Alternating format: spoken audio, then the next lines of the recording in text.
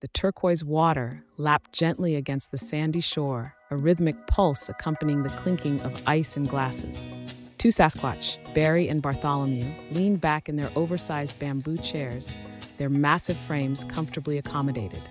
They were, to say the least, an unusual sight on this idyllic Caribbean beach.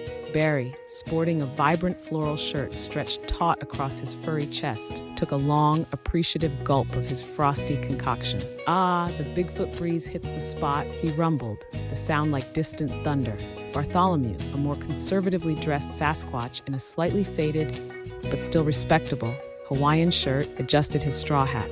Indeed, Barry, this life is good. Sun, sand, and superior cocktails. What more could a Sasquatch ask for? He eyed the platter of grilled mahi-mahi set before them, except perhaps a slightly larger portion of that delicious fish. Their walrus companions, Wally and Wanda, chuckled in unison, their blubbery bodies jiggling with mirth. Wally, the more jovial of the two, raised his glass. Hear, hear, to good friends, good weather, and even better fish. Wanda, ever the pragmatist, simply nodded her head and took a hearty bite of her own mahi-mahi. The fish, expertly grilled and seasoned with local herbs, practically melted in their mouths. They had, surprisingly, become an unlikely quartet. Barry and Bartholomew, escaping the chill of the Pacific Northwest, or at least a persistent feeling of being watched, had stumbled upon this hidden cove a few months prior. They'd been exploring the Caribbean, indulging in the novelty of sun-soaked beaches and the anonymity of their size. No one really expects to see a Sasquatch on a tropical vacation. Wally and Wanda, a pair of seasoned Caribbean walruses, a rarity, but definitely a thing, were established residents. They were drawn to the cove by its abundant fish and the relative lack of human interference. At first, the sight of the towering, hirsute figures of Barry and Bartholomew had been alarming. However, after a cautious introduction, punctuated by hesitant grunts and tentative offerings of particularly plump conch shells, a friendship blossomed. Their shared love of good food, strong drinks, and the simple pleasures of a tropical existence had cemented their bond. Barry and Bartholomew, initially hesitant about forming connections, found themselves genuinely enjoying the company of the walruses. Wally's boisterous laughter was infectious, and Wanda's dry wit often kept them grounded. You know, Barry said, wiping a smudge of tartar sauce from his chin, I never thought I'd find myself enjoying the company of walruses. But these two, they're all right.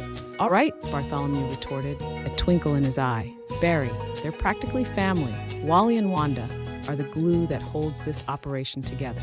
They know all the best fishing spots. They're excellent bartering partners for fresh coconuts, and Wanda makes a mean seaweed salad.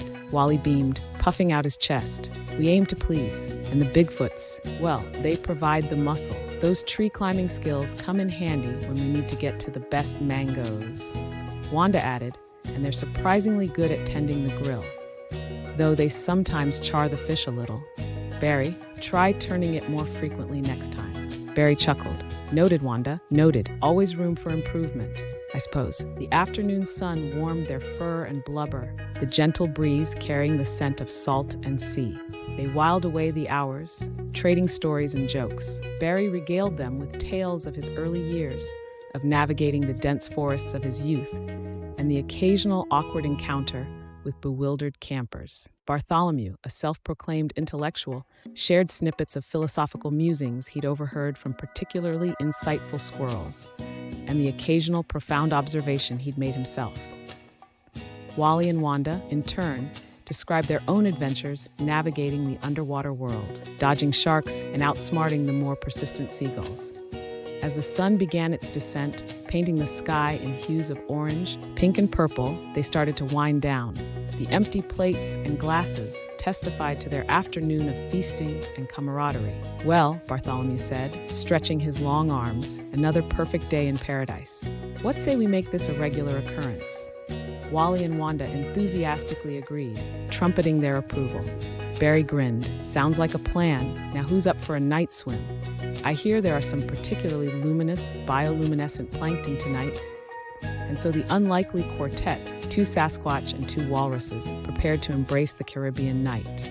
They were an anomaly, a testament to the unexpected bonds that can form when kindness and a shared love of life take root. They were simply friends, enjoying the simple joys of existence together in a tropical paradise. They knew deep down that their friendship, like the warm Caribbean sun, would continue to shine, illuminating their days and bringing them laughter for a long time to come. The Bigfoot breeze, the grilled mahi-mahi, the company of their friends.